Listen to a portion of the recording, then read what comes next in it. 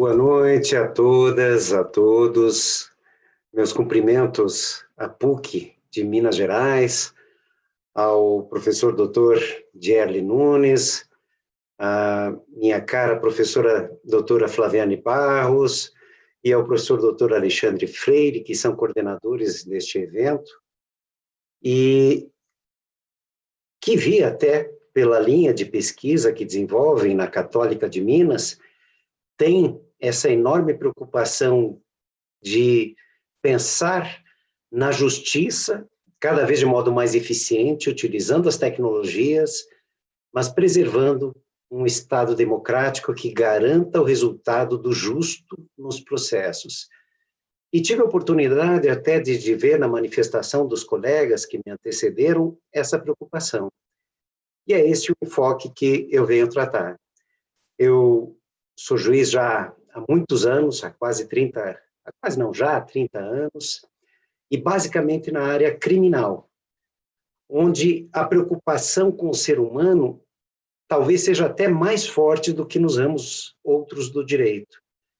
Toda justiça, em todo processo, exige a preocupação humanística, mas no direito penal nós tratamos da liberdade, o bem maior da vida de todos nós.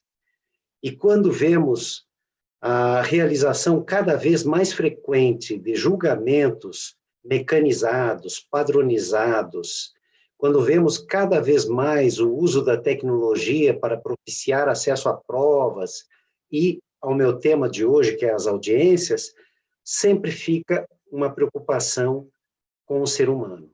E essa preocupação nós não podemos deixar de lado. E vi, volto a dizer, nas falas dos colegas que me antecederam e vi na linha de pesquisa da PUC Minas essa preocupação. Eu reconheço que não podemos fechar os olhos às oportunidades que surgem pela tecnologia. Não dá mais para pensarmos em uma precatória que saia por meio físico, talvez até com expressões ainda tradicionais no direito, de que um juiz solicita outro e outro tanto fará se deprecado for pelo juízo deprecado numa diligência eventual futura. Isso ainda existe no nosso processo. Nós ainda fazemos intimações por oficiais de justiça, nós ainda fazemos precatórias por meio físico, nós ainda fazemos rogatórias que precisam uma burocracia enorme, que fazem com que praticamente se impeça a realização dessa colheita internacional de provas.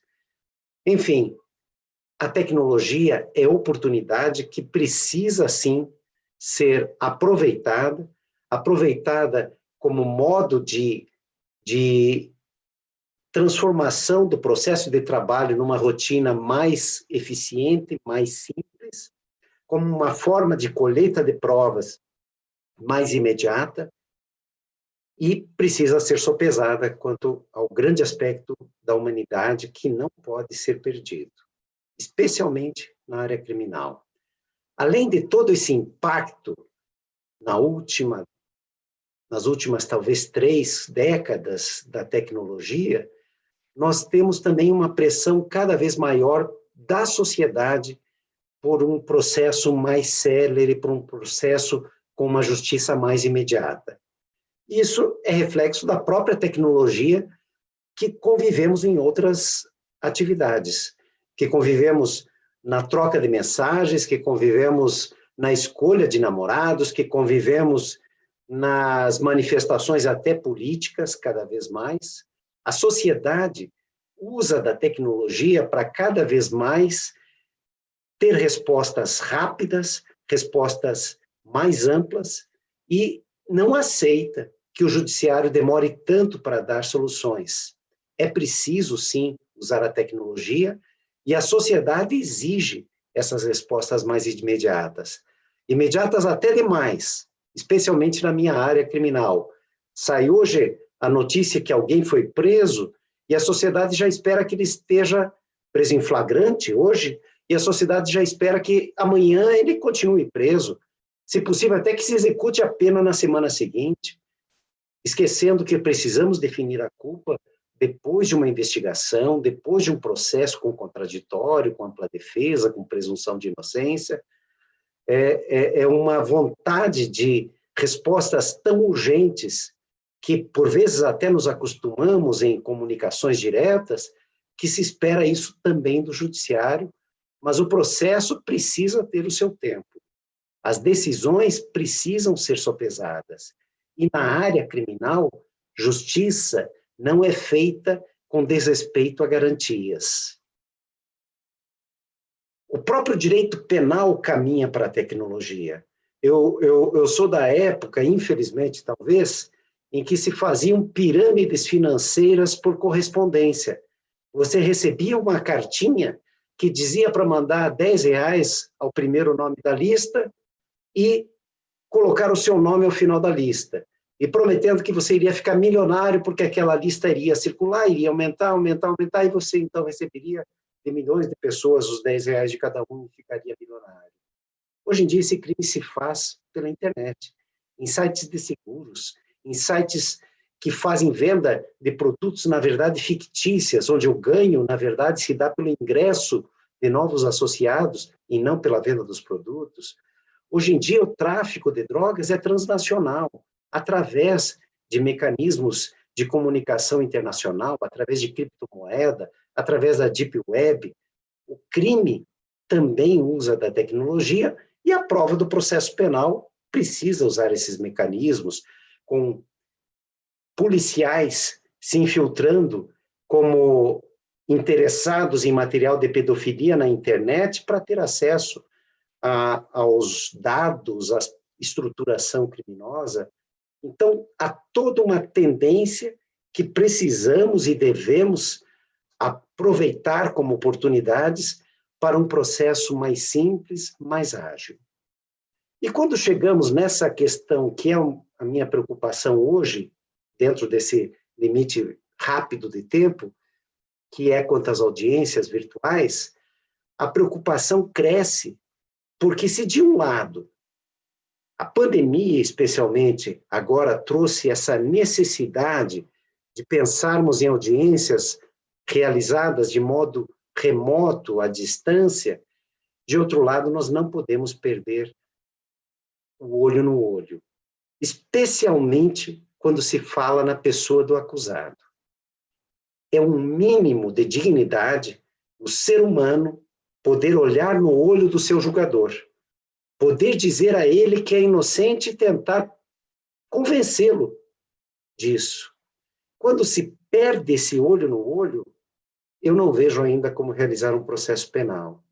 Nós podemos ter um excelente equipamento de exame de precedentes, até com alguma razoabilidade de enquadramento fático nesses precedentes, um robô de julgamento, mas que não perceberá as sutilezas do caso concreto, que não terá a sensibilidade para a aplicação da pena justa, se for o caso, aquela pessoa naquelas circunstâncias. Ainda, por melhor que seja o programa, não temos como abrir mão da figura de um juiz humano, e para ser juiz humano, precisa tratar o réu como humano. Isto é imprescindível. E chegamos a tal ponto com essa preocupação, que não é só minha, que a própria jurisprudência, embora reconheça as dificuldades, muitas vezes, de trazer réus de um estado para ser ouvido em outro, de réus presos saírem do presídio para virem até a audiência no fórum, até mesmo no momento da prisão por audiências de custódia, mesmo reconhecendo a jurisprudência essas dificuldades, até hoje o interrogatório só é realizado à distância excepcionalmente, com uma justificativa casuística, porque não deve ser essa a regra. É mais rápido, sim, ouvir o réu à distância. É mais barato, especialmente quando tem que esse réu ser transportado pelo Estado, como é o caso de presos. Talvez até, em algum aspecto, mais interessante no registro, porque o registro de uma audiência realizado de modo audiovisual permite apurar pequenos detalhes, de que na pergunta que o juiz fez, se o réu no dia estava em determinado local, ele, por exemplo, olhou para cima, olhou para baixo, olhou para o advogado, e daí respondeu. Isso será apurado com mais detalhes numa audiência gravada, ainda que à distância. Mas, embora existam essas vantagens de custo, de simplicidade, de celeridade, processo envolve seres humanos. E se estamos falando, como é a minha preocupação, de direito penal, a sensibilidade não pode ser fator a ser desprezado. É um mínimo de dignidade para um acusado no processo.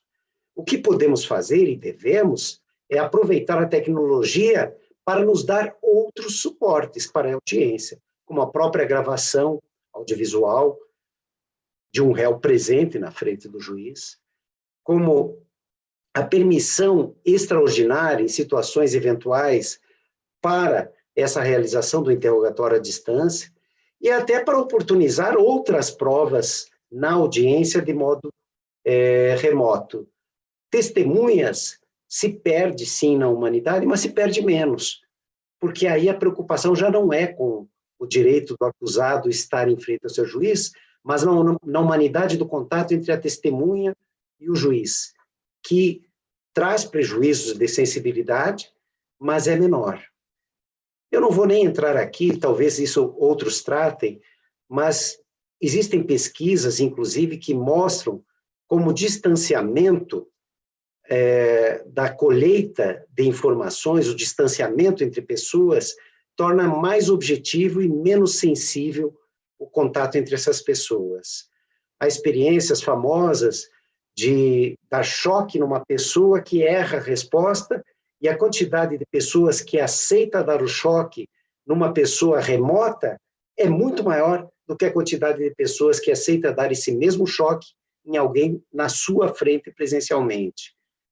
Isso ainda é uma mostra de que a nossa sensibilidade se altera à distância. Eu reconheço que há uma tendência de alteração. Eu sei, por exemplo, que agora, na pandemia, há menos de um mês, saiu a notícia de um casal que se formou, de namorados, que se formou na pandemia por um relacionamento à distância, um relacionamento por um programa, em que se encontraram, trocaram comunicações várias, se apaixonaram à distância e foram conviver diretamente da internet para o convívio num domicílio apenas, os dois. E aí eu espero que o bit to bit, que gerou essa paixão, não se perca na pele, no olho, no olho. Eu ainda tenho e ainda mantenho essa preocupação de sensibilidade diferenciada. Essa preocupação, volto a dizer, é minha, mas é da jurisprudência também. Em outras situações mais frequentes, mais recentes, o judiciário brasileiro ainda manteve essa compreensão. Por exemplo, o CNJ permitiu a realização de julgamentos à distância.